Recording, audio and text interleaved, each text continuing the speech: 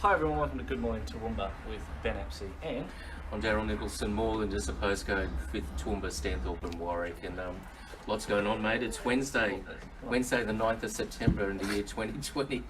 he's dead. He's got corona. He's dead, he's got coronavirus. Yeah, this is Good Morning Toowoomba, founded by Ben Apsey, produced by myself, and also Luke's put his hand up today, and I was in here and he just rolled out all this equipment, so it's pretty fancy, mate. Got my logo there, your logo over there. Our names are coming up at the bottom. I'm really impressed, eh? This is really cool.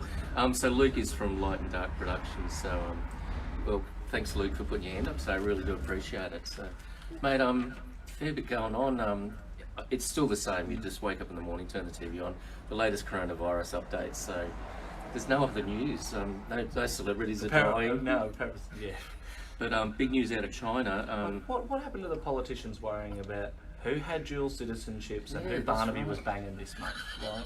Can they just go back to doing that? I'm sick of the corona. Mate, things are going south with China again, unfortunately. Bill Birtles and from the ABC and Mike Smith from the Financial Review were picked up by Chinese authorities and questioned, and then they bought themselves a ticket to come home. So I don't blame them, to be honest. Mate, I'd be getting the hell out of there. There's another journalist, and her name escapes me, an Australian journalist who was originally from China, I think. She's now under arrest, and looks like they're going to charge her for conspiring against the Chinese. So things are going a little bit south, mate, but they're not doing anything against America.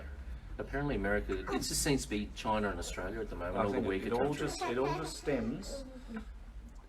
It's bullying at its finest, but it stems from, I think, my opinion, us pushing for the inquest into what happened with Rona. Yeah, and I think if it does come out that it was set loose on the world, then it's done exactly what they wanted it to. It's crippled the world economy and put them in a position that they think they're above everyone else. Yeah. I didn't watch Alan Jones last night, but he is just, from what I saw on Facebook and some of the Sky sort of links, he's fed up, and I think a lot of Australians are fed up, you know. So, mate, TikTok, again, when I found out TikTok was Chinese owned, I just got rid of it straight away. I don't think I ever did anything with it. I cut it, but there was apparently a suicide on there, and they're just wanting to watch your kids with TikTok. Well, that and people have started editing the video into other streaming services, which happens quite a fair bit. So just be mindful if you are watching YouTube videos, videos on Facebook. It could be embedded in the middle of that somewhere, which is not what people need to deal with. No, there's enough mental health issues with the corona lockdowns. Yeah, and they're saying on Instagram and Twitter, so just watch out, it could come up there. And it was interesting, I got a text message yesterday, my parcel has been delivered and has been held at our depot, click on this link. And I'm like, I'm not expecting a parcel. So it's really strange now, some of the stuff that comes through on your phone and your emails, you know. You really got to be careful. Mate, Victorian officials are off to New South Wales to learn about contact tracing. Apparently New South Wales is pretty good at it, so... Well, you'd expect that after 6 weeks in utter totalitarian lockdowns, that Comrade Dan and his merry band of Gestapo enforcers would have got a lid and a handle on actually tracing where it's come from. Because after people sort of expected 2 weeks in lockdown, it should be gone. But so how are we still getting huge numbers? 55 cases yesterday and 8 deaths, so it's still pretty... And look, maybe what they've got to do is get some more people on contact tracing, create some jobs, and look, Melbourne people got themselves to blame for this because they went door knocking, people who were positive with it, they weren't home, they were out, and this is how this whole thing got started. So, because I couldn't understand, I was speaking to Paula on the weekend about it, and I said, I don't understand why Victoria. She said exactly that. 7, 8 out of 10 were not home, they were somewhere else, and that's why it's out of control. So anyhow, contact tracing, I think they should get a team, establish a task force to really try and get that under wraps. I don't think we should be encouraging Victoria to create any more task forces or anything like that. There's enough power trips going to people's heads at the moment down there. And I saw some footage of the Victorian police. There was 6 of them around 2 old ladies. I'm like, what? Not necessary. I didn't see what happened in the end. And Two old ladies out for a walk. Snatched a phone off her. Sat down on the chair because they're old. They're probably tired. Yeah. They're tired. They've done what they're meant to. They've come out, Yep. and so they started filming 6 police officers to arrest 2 old ladies. Not necessary. Yeah. Utter disgrace from the Victorian police on that. Yeah, that's strange, anyhow. Mate, back to Toowoomba. Our friend Nat is going under the knife today for tonsillitis. The beardless Nat Spary. And sinus. And he took his beard off. Oh, man, there is a young man under there. That is skin that has not seen the light of day for a long time. It was so ghostly white. Tiff put a photo up last night of Nat without a beard. She goes, I've got a new man. I'm like, boy, oh boy, what a good looking rooster underneath there. Traded him in for the younger model by the look of it. He is a good looking rooster under that beard, eh? So there you go. But look, seriously, Nat, really thinking about you today, going under the knife and with the tonsillitis, and especially tonsillitis at his age. Quite a serious thing. Quite a serious bout of it too. Yeah, that's right. He's been struggling for a while with it and the sinus problems. So best of luck, mate. And as Tiff said, it's always the way. They're trying to do the shop up. They've got 19 new trainees starting, and Hike for Homeless is this month as well. So it's always the way it goes. So, mate, Wagner's were versus being council for 3 years, and their case is sort of being thrown back at them. It's been thrown out of court. So Wagner's are looking at it. And it's all over stormwater infrastructure charges out at the Wellcamp site. This from the book. And good job, buddy. And good on you, mate. It's over a $20 million fee. Now, I just want to quote something Dennis Wagner said about the council, and I am going to quote Dennis, and it's quite interesting what he said. This is in the Chronicle, so I'll just get this up, because he is reviewing this decision, and I can't find it now. Why can't I find it? So screenshots, here we go. Okay. Dennis Wagner. Quoting this word for word. We're quoting this word for word. Okay, and this is from Dennis Wagner. He said this, and this is written in the Chronicle. One of the biggest frustrations with the Toowoomba Regional Council is their lack of willingness to help drive new industry in this region, he said. There's been a significant cost to both us and the ratepayers to run this action, and what the council has achieved is much worse result for the people it represents. We've asked for many years that the charging regime that is applied to the Wellcamp Business Park be consistent with charges applied to other industrial developments within the Charlton Wellcamp area. After analysis of charges applied to competing developments, it is apparent the council does not apply the rules consistently for all developers. And that is a quote, and you can see that in the Chronicle.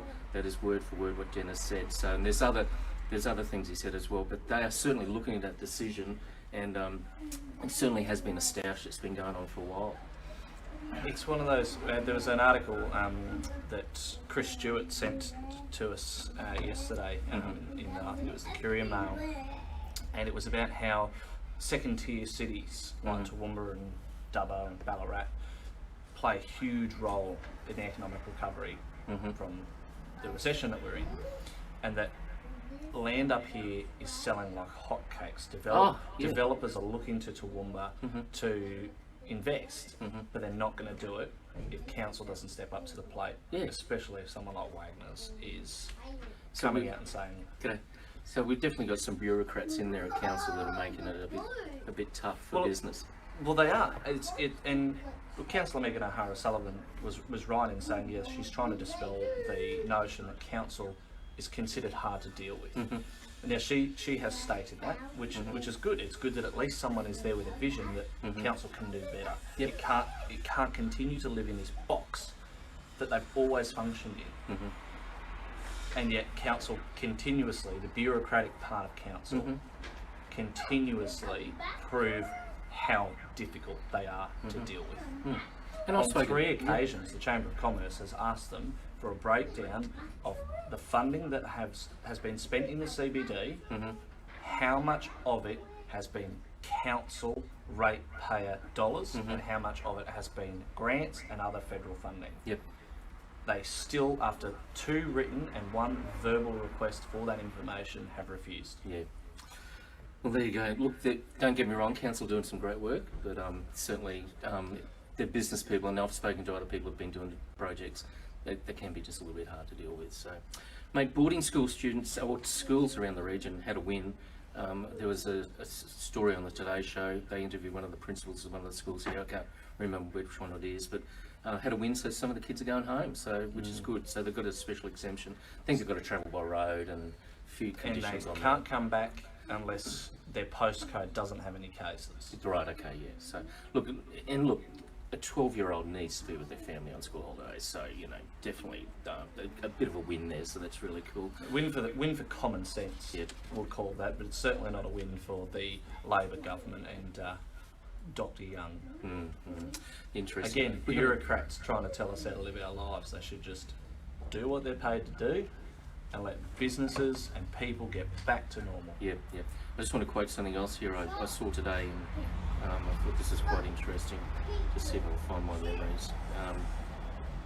Just about things being tough, and no, I can't find it now, but it was just a saying, times might be tough, but the tough people stay tough. So, you know, and these are tough times that we're going through. It's still not getting any better. As I said, every morning you're waking up, it's still coronavirus. Went away for a couple of days last week, hardly watched any TV of the news, and it was probably refreshing. Yeah, it was refreshing, and you know, I know I get up each morning, flick on the ABC very quickly, just see what's going on. So there's your problem, Dale. Yeah. The ABC.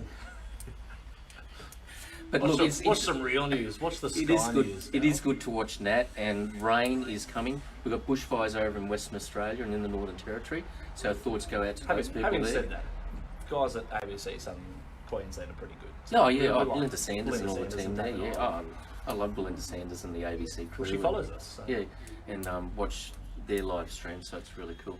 But yeah, our thoughts to the people in Western Australia and Northern Territory with bushfires. There's still drought around the country. There's lots of rain and wind in Melbourne. Again, trees have been brought down. There's a bit of chaos going on around there. But please, wish, hope, pray, meditate for rain. We really need to get some rain and get some water into our dams. So, I was a little bit worried. I was sitting out enjoying a coffee the other day, and a giant grasshopper landed at my feet. A giant grasshopper? Huge. It would have been probably the size of my hand. And I just went, God, if this is a sign of what's to come in September, I'm out.